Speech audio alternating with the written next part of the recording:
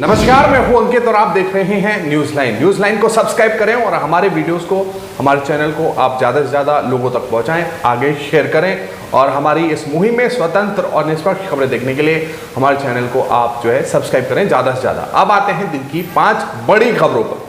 पहली खबर, सबसे पहले आपको याद होगा 2020 में जब लॉकडाउन लगा था और जिस तरह से जमातियों को जो निजामुद्दीन मरकज में फंस गए थे लॉकडाउन लगने के बाद, और जिस तरह से टीवी पर खासतौर से गोदी मीडिया ने किस तरह से गंद मचाई थी और एक जहर फैलाया था पूरे समाज में, जैसे कोरोना चाइना के वुहान शहर से नहीं, जैसे मरकज से ही निकला हो, और किस तरह से मुसलमानों के खिलाफ एक माहौल बना गया था।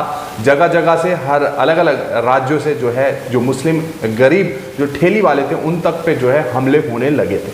अब लेकिन आप देखिए जो गोदी मीडिया है, न्यूज़ 18 आप जानते हैं अंबानी का चैनल है, उसके कन्नड़ डिवीज़न ने दरअसल माफ़ी मांगी है और जिस तरह से जमातियों को उन्होंने कवर किया था, जिस तरह का जहर समाज में फैलाया था उसको लेकर। अब देखिए, ये देखिए, आप खबर देखिए, news 18 Kannada has aired their apology for the wild and hateful Islamophobic coverage of the Tablighi Jamaat cluster.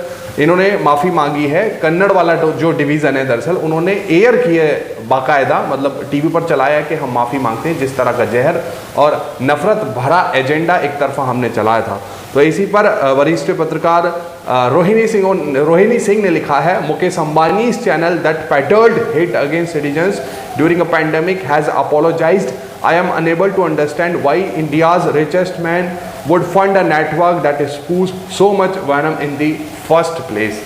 ये सीधा सीधा इन्होंने कहा है कि अंबानी जैसे सबसे धनी व्यक्ति और क्यों ऐसे चैनलों को जो नफरत फैलाते हैं, एक समाज के प्रति दिन रात जहर घोलने का काम करते हैं, क्यों ऐसे ऐसे चैनलों को स्पॉन्सर अंबानी करते हैं, वो ये लिख रही हैं। और देखिए, पहले तो गंद दिन रात फैलाते हैं, मोदी जी की चाटुकारिता करते हैं, लेकिन अब चुपचाप से माफ़ी मांग ली, बाकायदा एयर किया, यानी टीवी पर चलाया है कि हमने जिस तरह से गंद जमातियों के खिलाफ फैलाया था या मुस्लिम समाज के खिलाफ जहर समाज में घोला था, हम उसके लिए शर्मिंदा हैं। अगली खबर उत्तर प्रदेश से। कुलदीप सिंह सेंगर, आपको याद होंगे, बीजेपी के विधायक हैं और नाबालिग से रेप के बाद बड़ी मुश्किल से उनको सजा हो पाई थी, पहले जेल में थे, और पीड़िता के बाप को यानी उसके फादर तक को जान से मारने की इन्होंने कोशिश की थी जबकि ये जेल में बंद थे।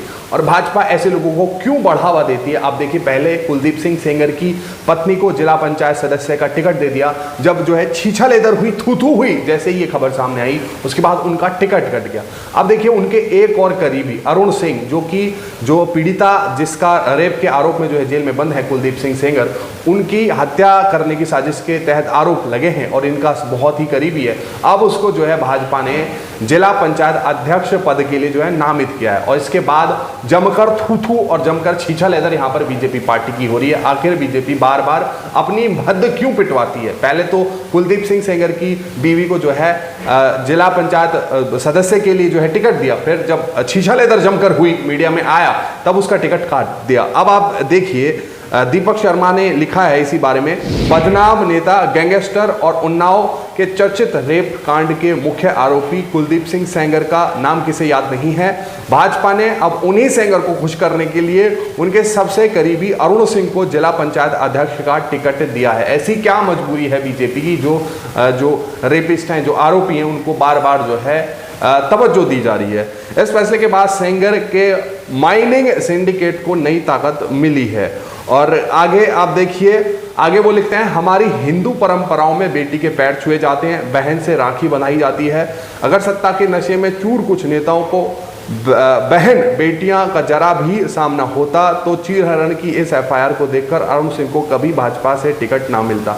और अरुण सिंह, जिन पर मैंने बताया कि पीड़िता के पिता को जान से मारने तक का उसके आरोप में एफआईआर दर्ज है और उन्हीं का गुर्गा है कुलदीप सिंह सेंगर का। और देखिए, भाजपा ने उनको ही अब जिला पंचायत अध्यक्ष का टिकट दे दिया है। और अगली खबर है पश्चिम बंगाल से। पश्चिम बंगाल में जिस तरह से भागदौड़ या फिर भागदड़ मची थी टीएमसी छोड़कर बीजेपी में आने से, क्योंकि किसी ने कहा था कि अब की बार 200 सीट और भाजपा इस बार सरकार बनाएगी, और गोदी मीडिया इस नैरेटिव को फैलाता रहा, जैसे गोदी मीडिया 500 सीट बीजेपी को दिलवा देगा पश्चिम बंगाल में, जबकि वहां पर 294 कुल मिलाकर सीट थी। लेकिन अब ये उल्टी भगदड़ मची है। अब यानी जो टीएमसी छोड़कर गए थे, अब बीजेपी में देखा कि उनका कोई भविष्य नहीं है, तो वापस अब टीएमसी में आ रहे हैं।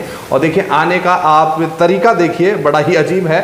ये बोलता हिंदुस्तान की खबर आप देखिए। बंगाल में किसी ने सिर मुड़वाया तो किसी ने छिड़का सैनिटाइजर, बीजेपी से टीएमसी में यूं हो रही घर वापसी। और आप पूरी खबर आप देखिए, एनडीटीवी की खबर है ये। विधानसभा चुनाव के बाद पश्चिम बंगाल बीजेपी में भगदड़ की स्थिति है। कोई अपना सिर मुंडवाकर तो कोई खुद को सैनिटाइजर में डुबोकर बीजेपी में टीएमसी में के घर वापसी कर रहा है। यह पश्चिम बंगाल में बीजेपी कर्ताओं के लिए शर्म की बात है। 2019 के आम चुनावों से पहले भाजपा में शामिल तृणमूल कांग्रेस के शीर्ष लेफ्टिनेंट मुकुल रॉय की घर वापसी को आसान रही, लेकिन पार्टी के कई साधारण कार्यकर्ताओं के लिए यह इतना आसान नहीं है। और लगातार जो है टीएमसी के कार्यकर्ता, जो टीएमसी का हेडक्वार्टर है वहां पर जो है धरना प्रदर्शन कर रहे हैं। बीजेपी के कार्यकर्ता, माफ कीजिएगा, कि हमको टीएमसी में वापस लिया जाए। तो एक अजीब सा तरीका है कि अब बीजेपी से जो है भगदड़ मची हुई है और 35 विधायक जो है बैठे हैं, आतुर बैठे हैं टीएमसी ज्वाइन करने के लिए बीजेपी। और अगली खबर भी पश्चिम बंगाल से ही। पश्चिम बंगाल में अमित शाह और प्रधानमंत्री नरेंद्र मोदी को धूल चटाने के बाद ममता दीदी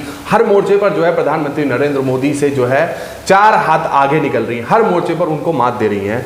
अब उन्होंने दरअसल बड़ा हमला बोला है चुनाव आयोग पर। अब देखिए वो क्या लिखा है।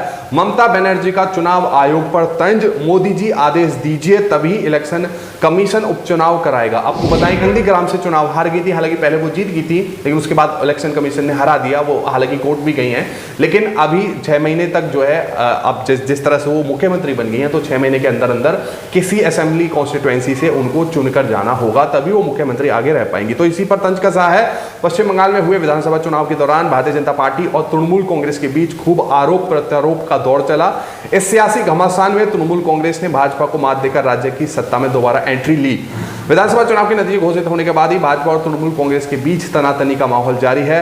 दरअसल भारतीय जनता पार्टी के कई नेता ममता बनर्जी का हाथ थाम चुके हैं। अब राज्य में जल्द ही उपचुनाव होने वाले हैं, जिसके चलते मुख्यमंत्री ममता बनर्जी एक बार फिर भाजपा पर हावी होती नजर आ रही हैं। आज 24 जून को प्रधानमंत्री नरेंद्र मोदी के साथ और जम्मू कश्मीर की सभी पार्टियों के नेताओं की जो है मुलाकात हुई और ये पहली ही मीटिंग थी 2019 5 अगस्त के बाद, जब से आर्टिकल 370 हटाया गया है। और ये बहुत ही अच्छी जो है मुलाकात आज की रही है। सभी जम्मू कश्मीर की पार्टियों ने दरअसल इसमें जो है शिरकत की। प्रधानमंत्री नरेंद्र मोदी, गृह मंत्री अमित शाह सभी मौजूद थे और मुलाकात अब खत्म हो गई है। ये देखिए द हिंदू की खबर है। Crucial meeting on Jammu and Kashmir chaired by prime minister Narendra Modi and Justin PM Modi assured that he will do everything to make Jammu and Kashmir a zone of peace rather than conflict। यानी प्रधानमंत्री नरेंद्र मोदी ने जो है assure किया है कि वो शांति का एक जो है उसको हब बना देंगे, ना कि जो है कॉन्फ्लिक्ट का उसको वो बनने देंगे। सीधा सीधा आश्वासन दिया है। और सभी नेताओं ने कहा है कि प्रधानमंत्री नरेंद्र मोदी ने कहा है कि हम जल्द से जल्द राज्य का दर्जा जम्मू कश्मीर को वापस करेंगे, बशर्ते वहां पर शांति बनी रहे। और डीलिमिटेशन यानी कॉन्स्टिट्यूएंसी है या फिर पार्लियामेंट्री कॉन्स्टिट्यूएंसी की सीट है, उनको लिमिट करने के बाद वहां पर जल्द से जल्द जो है चुनाव कराए जाएंगे। तो ये बड़ी बैठक थी आज जम्मू कश्मीर के नेताओं के साथ और आज प्रधानमंत्री नरेंद्र मोदी ने आश्वासन दिया है वहां के रीजनल नेताओं को कि हम जल्द से जल्द जो है उसको स्टेटहुड का जो दर्जा है वापस दे देंगे राज्य को और जल्द से जल्द वहां पर चुनाव कराने की संभावनाएं भी अब तलाशी जा रही हैं। बहरहाल आज की 5 खबरों में इतना ही। इन खबरों को लेकर आपकी जो भी राय है नीचे कमेंट बॉक्स में जरूर लिखें। साथ ही साथ हमारे चैनल को भी आप सब्सक्राइब करें। शुक्रिया।